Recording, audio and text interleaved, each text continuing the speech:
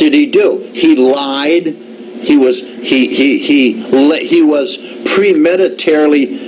premeditated murder. He had conjured up this whole thing of taking Abel out into the fields because he was jealous of him, all right? Because Yahweh accepted the offering of Abel. He was of the seed of Adam, but he was still born from an impure, unclean womb. Cain was of the seed of the serpent, of the seduction. And Cain first beat Abel with a staff from behind, and then smashing his head with a rock until his brains came out. Now, do you know how much hate that is to do that? He just didn't hit him. He took and he hit him with his staff. He was 2.5 years older than him. He beat him down with his staff and just kept beating on him, and that wasn't enough. He had to pick up a rock and smashed his head until his brains came out. That's how much hatred that Cain had for Abel. And now we're going to get into this hatred as it went on through the years and to where it's ended up with who. Now, these are the writings of the Paleo-Ethiopic. See, everything isn't in these 66 books. There's many different courses of history and history books that have been written all over the world. But you see, when you have closed minds, and you have people that say, oh, Genesis, and it was the first day, that was 24 hours. They have no substance to base that statement on, that it was 24 hours. It's just a supposition that they're coming to mind because they are so pea-brained. They don't want to research and look for the truth and the answer that day was not just a day, it was a polar day of approximately 2,532,000 Earth years. We have gone into this discoursement, haven't we? Now, thus are the writings of the Paleo-Ethiopic. Now, in our study context today,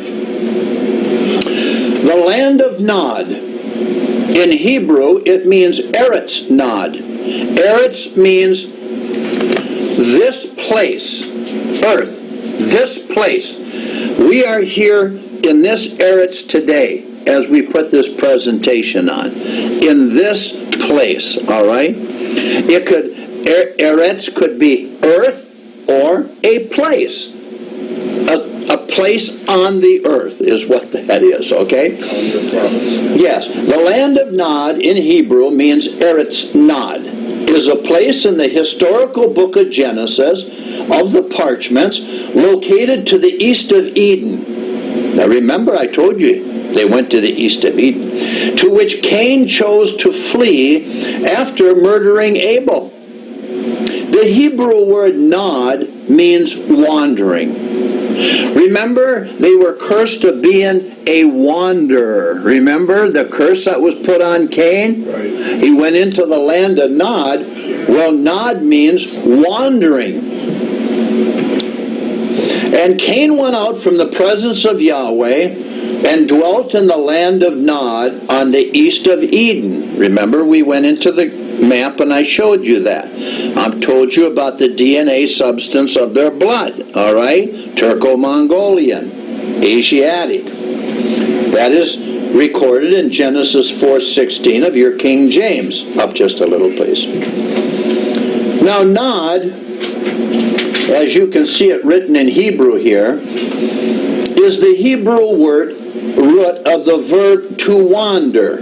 Here we have the Hebrew, and is intended to explain the wandering lifestyle of Cain and to his descendants, who were later called the Cainites. Now, reading Genesis 4:16 is that Cain was cursed to wander the land, the Erats, forever, wherever he was.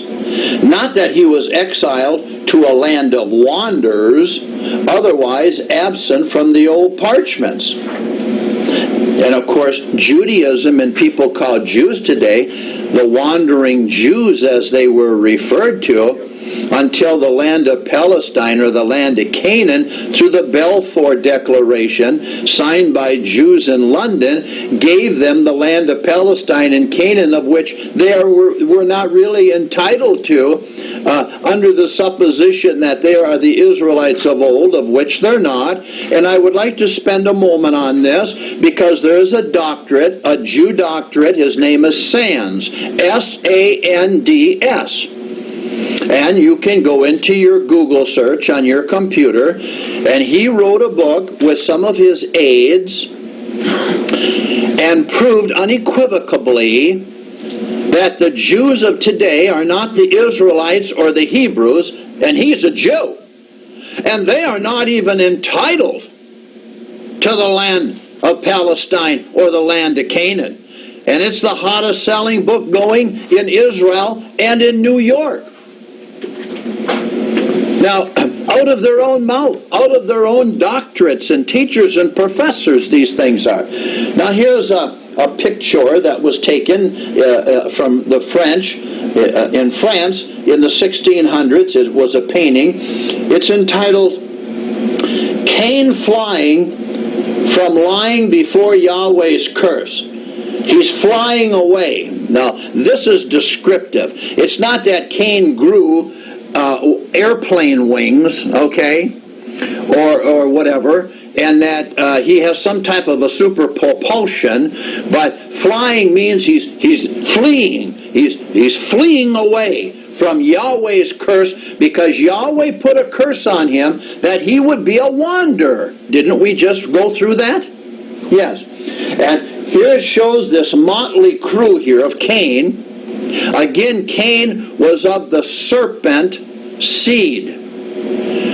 He did not look like Abel, but he had what we'll call white blood in him. But he still had an Asiatic look, all right, of the serpent. Half-breed. He was a half-breed, a mixed breed, a pollutant, all right? And here we have Cain leading the pack. Here he is, he's got a big hatchet, and he's leading the pack, and you'll notice he looks sort of white, but if you come close and look at the features written on him through this writing, and here we have a woman up here, and she's got two little children or whatever up here, and then we have another man carrying another female here, and here's the spear, and here's a deer on the back of this one guy, and there's a couple dogs with them, and they're on the move. They're on the move. They're the wandering Jew. Now, Yahweh's people weren't wandering people. From the time of Seth after, Yahweh's people weren't wandering people. We were an agricultural people. We supplanted the earth. We built the earth. As the Phoenicians. We have many different names through the course of history, but our most recent name are the white European DNA blood people of the world, who are the lost sheep of the house of Jacob, who is surnamed Israel. So this is the picture of Cain is flying away. He's on the move. He's been cursed by the Almighty Father, Yahweh himself. Next, please. Now, the way of Cain and the world. The book of Genesis is the book of beginnings. The beginnings of what? They say the beginnings of life.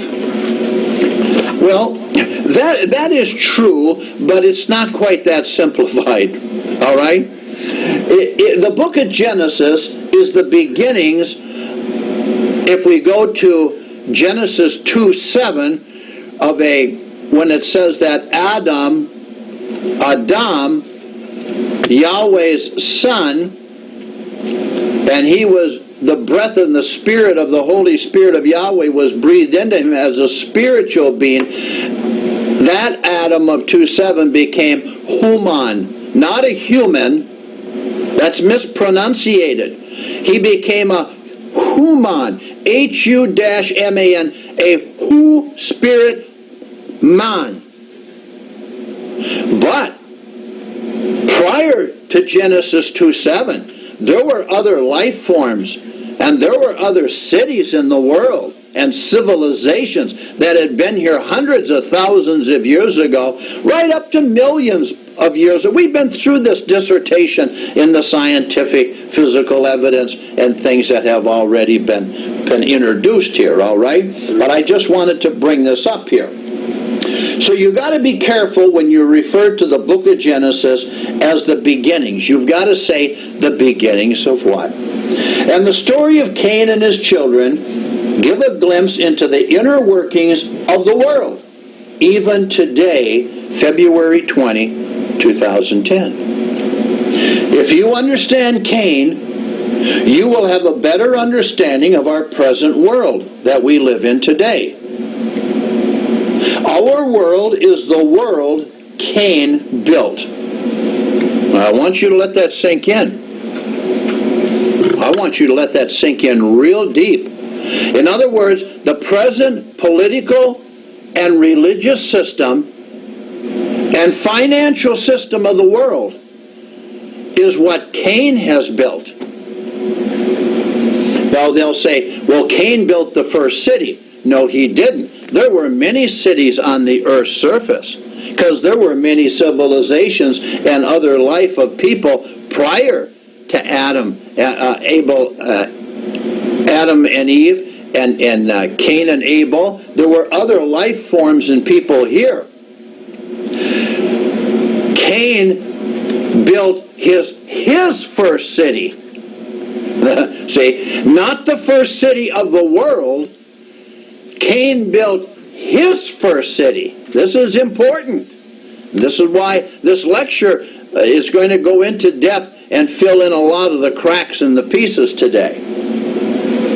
But our world that we live in today is the world Cain and his children built. If you ignore this beginning, you will miss one of the parchments or the Bible's greatest lessons on life. Up just a little, please. Have you ever wondered why the Bible mentioned Cain and listed his descendants in Genesis chapter 4, verses 17 to 24? If the entire purpose was to show how Cain's children deteriorated morally, a sentence would have sufficed. The Bible could easily have said, and Cain's children grew worse with every generation, more wicked than the last. Well, this presentation in the parchments today is to show more than just what happened to people without Yahweh. It is written and taught to teach us what men naturally do without Him. Not only does this teach us about ourselves, but it also reveals the inner workings of the present world we live in: total debt, despair, hunger, undeclared wars, home foreclosures, sickness, everything. Now the Bible begins in Genesis with Yahweh creating the world because beginnings are important. Yes, it does. And we've gone through that discoursement as for the first polar day. The first polar day. The second polar day. All right? If this simple truth at the outset is not recognized, almost everything after it will also be wrong. The same applies to the study of Cain and those of him, or Cain and his descendants, against Seth and Seth's descendants, and down through the lineage of the covenant given to Abraham, Isaac, and Jacob. Now, he is the beginning, Cain is the beginning of the world system after the fall. Understanding Cain allows us to understand our present evil world. Well, he'll let you get involved in it any way you want. You want to be a drunk? I got the booze for you. You want sex? I got all you want. We got houses of ill repute. We got them standing on the corner of every city, no matter if they're diseased or not. What's the big deal, right? Go enjoy yourself and get AIDS, okay? Well, what a bargain. I've got a bargain for you, Cain says, because they're the children. Remember, Cain was the seed of Satan, the serpent of the seduction. He said, I got a deal for you. Oh, you want to borrow some money? 10%, no problem, okay? But there's one thing he can't do, of which is going to be explained today, and why this system had to be set up for them to exist. See, this is where we're going to go.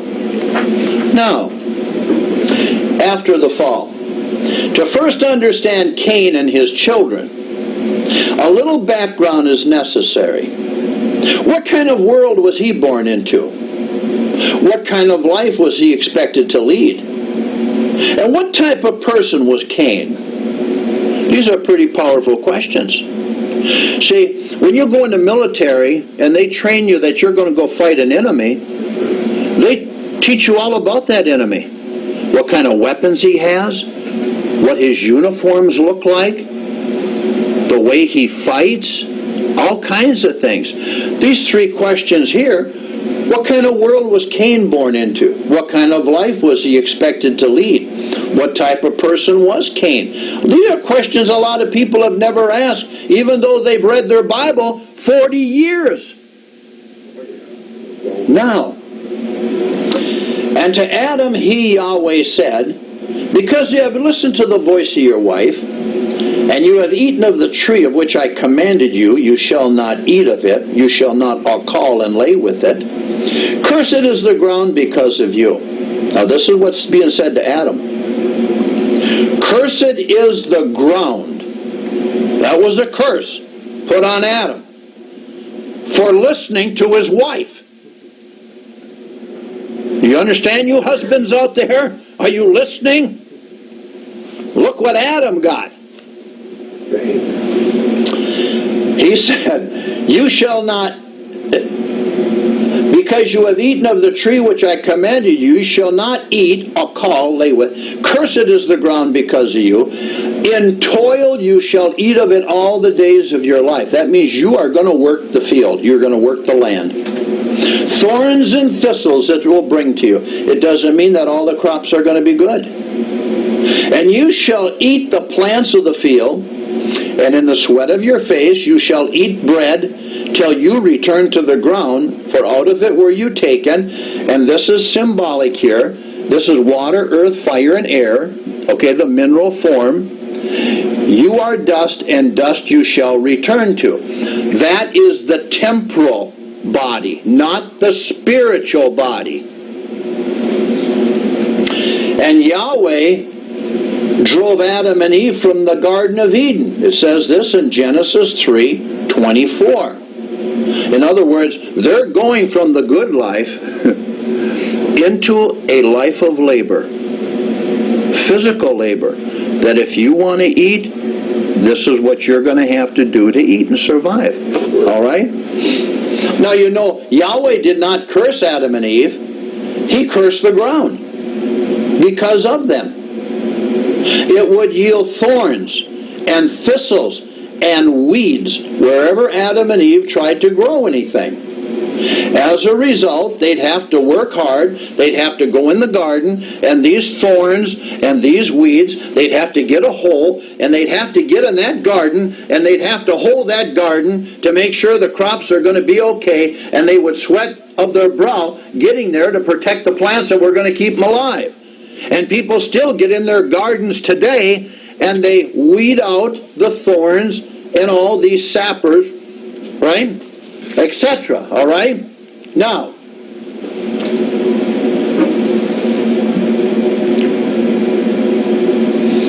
as a result, they would have to work hard, toil, and sweat in order to eat and live. But as long as they worked hard, the earth gave its full bounty. Okay? Now, the work was hard, and it probably felt harder with each passing day. And eventually, Eve, tired and felt inadequate of relieving her husband of toil.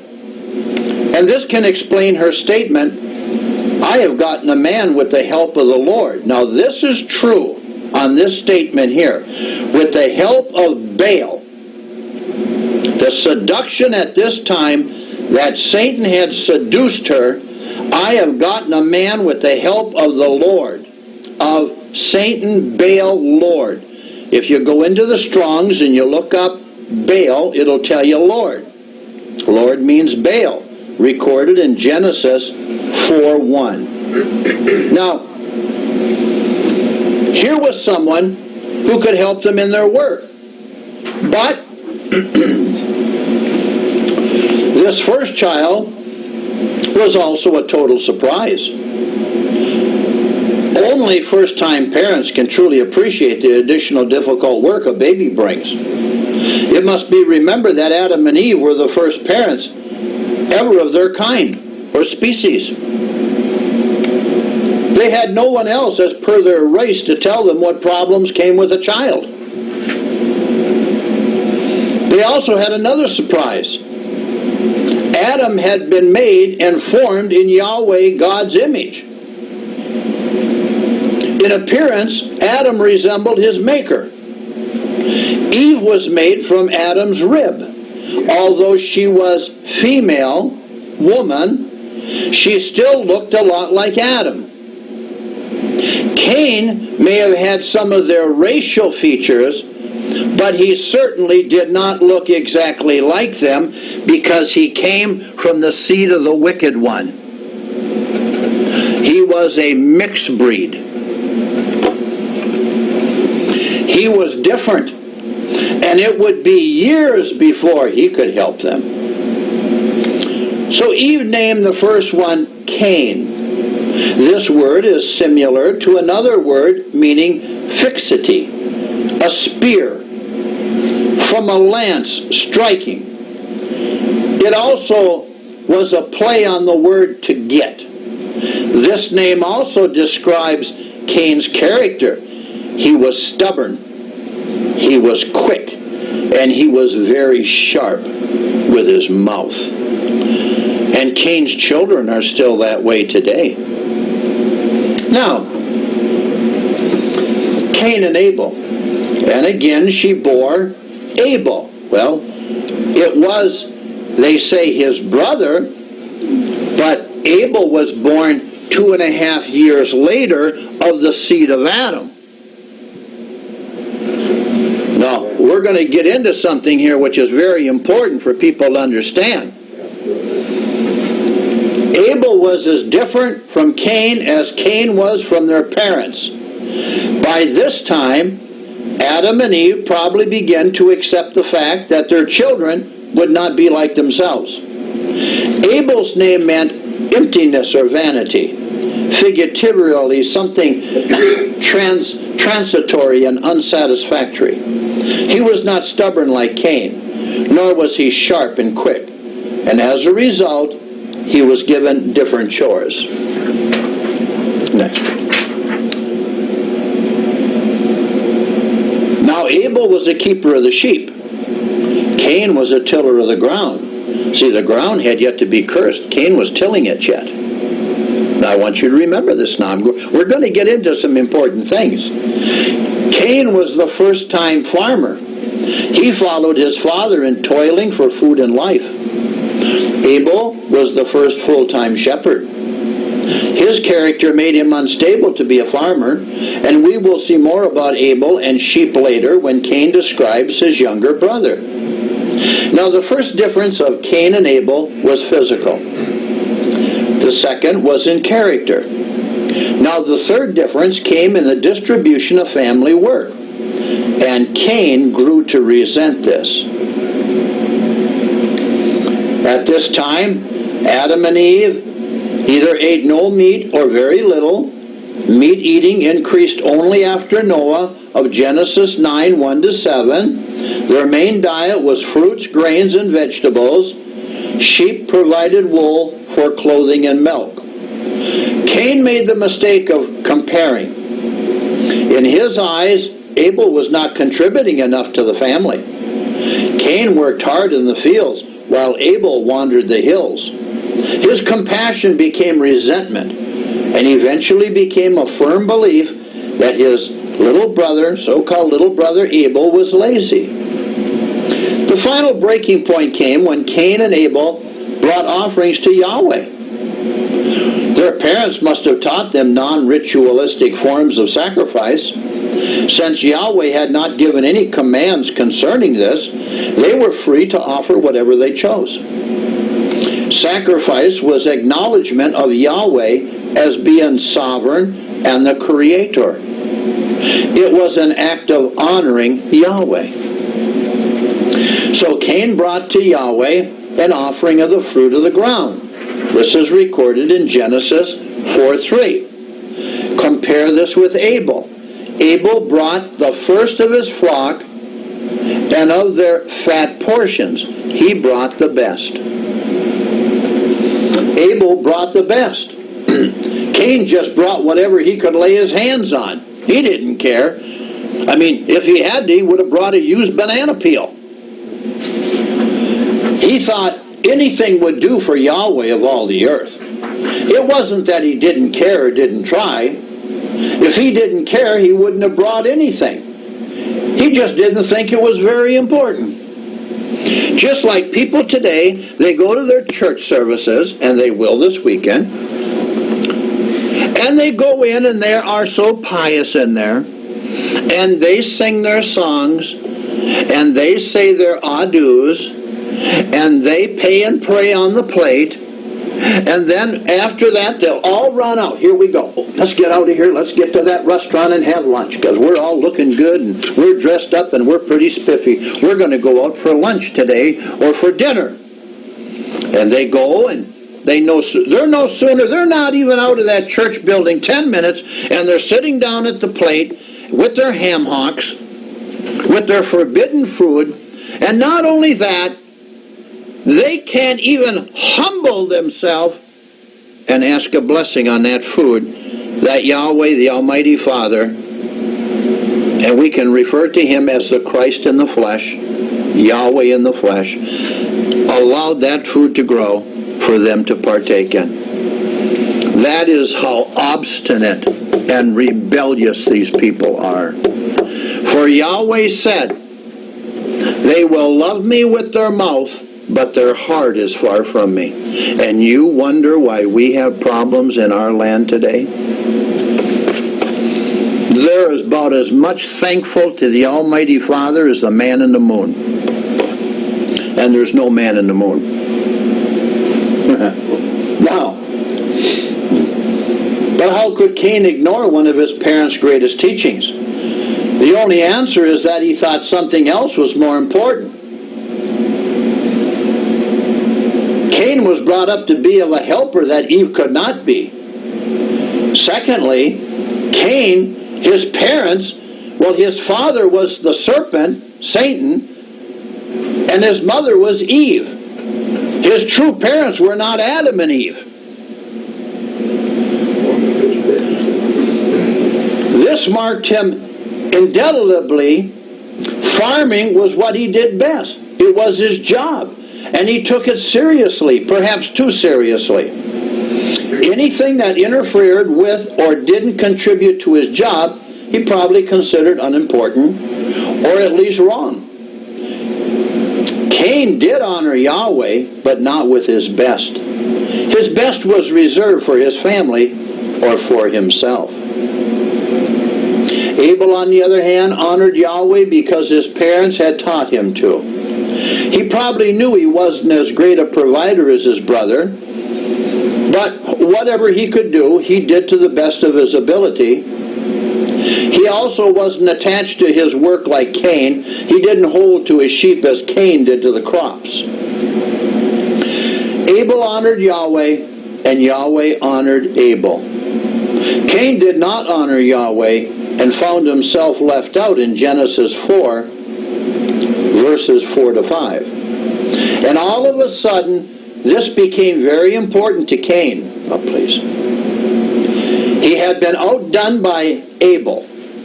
His work was not as valued as he has thought. He was shocked and very angry.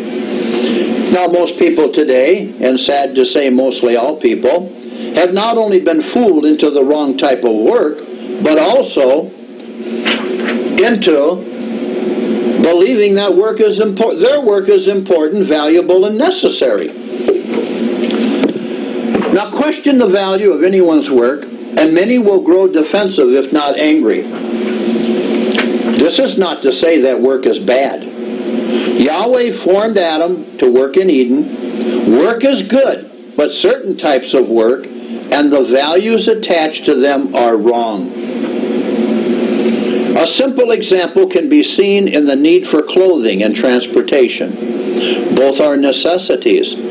But a new fashion every week or a new car model every year is a complete waste of time, energy, materials, and labor. A new song every week. We got to have all these new songs every week. Cain's work was a necessity, but he attached so much value to his work that he took it personally when his sacrifice was rejected. And Yahweh said to Cain, "Why are you angry? And why has your countenance fallen? If you do well, you will not be accepted. And if you do not well, sin is couching at the door. Its desire is for you, but you must master it." Genesis 4, 6-7. Yahweh was swift in setting Cain straight, alerting him to danger. But if you will also remember, Yahweh did not accept the offering of Cain in any way, but he accepted the offer of Abel because Abel was of the seed of Adam, but he was born from an impure womb. But Yahweh would not accept the offering of Cain because Cain was not of Yahweh. He was of the seed of the serpent, the seed of the wicked one. Now,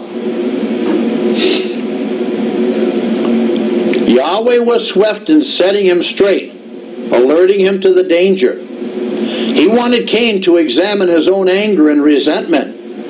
After all, he had no one to blame but himself. He hadn't failed completely. He could try again. It wasn't too late. If he did well, he'd be accepted. This is Yahweh's principle. But note also, the principle does not say that if you don't do well, you will be rejected. Yahweh just wants the best. He gives us more than one chance to get it right. Yahweh gave another principle to warn Cain where he was heading. He said, when you don't do well, sin approaches. People are tested, and when they are at their weakest, they're tested by their failures and setbacks. Sin is so strong, it seems like a living thing called out. It offers an easy way. Do people open the door and let it in? Do they stand there and listen to its call? Or do they master it by leaving the door shut and moving away? Yahweh made this very clear to Cain, but he was either too angry, stubborn, and too proud to listen, and affixed on Abel. Well, he was of the serpent seed. Cain said to Abel his brother, "Let us go out into the field." Genesis 4:8.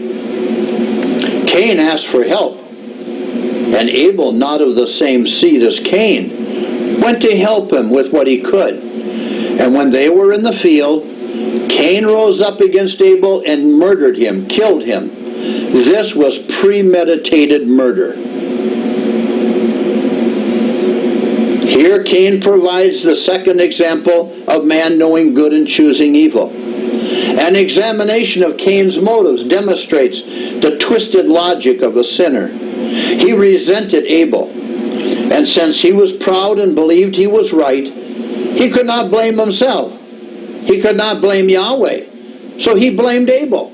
He chose the easiest thing to change, Abel. He murdered his competitor. Now you see, like a Jew. Now you see, here we have Cain, born of the seed of the serpent, but from the womb of Eve. The Jews of the world today are of the lineage of Cain. I'm going to prove this. I'm going to prove this to such a point that I'm going to close all the doors. There's no escape. Abel and Seth were born of the seed of Adam through the womb of Eve, even though Abel was born of an unclean, unpurified womb. All right? The Jews of today believe that they are heirs of the world because they were first coming from the womb of Eve, but they're not of the seed of Adam. Then you have the covenant lineage, the true covenant lineage of Yahweh's children, coming from the seed of Adam into Seth and onward into the family tree of Luke chapter 3, all the way down as was supposed Christ, Yahweh in the flesh, as the son of Joseph. And all the progeny or the offspring of Jacob, who was surnamed Israel, and the tribes that became the nations in the land, in the migrations westward through the Caucasus Mountains. We've been through there and created the great white European nations of the world. This is the battle, even to this day today, where they think they have the right to own the world because they were born first of the lineage of Cain.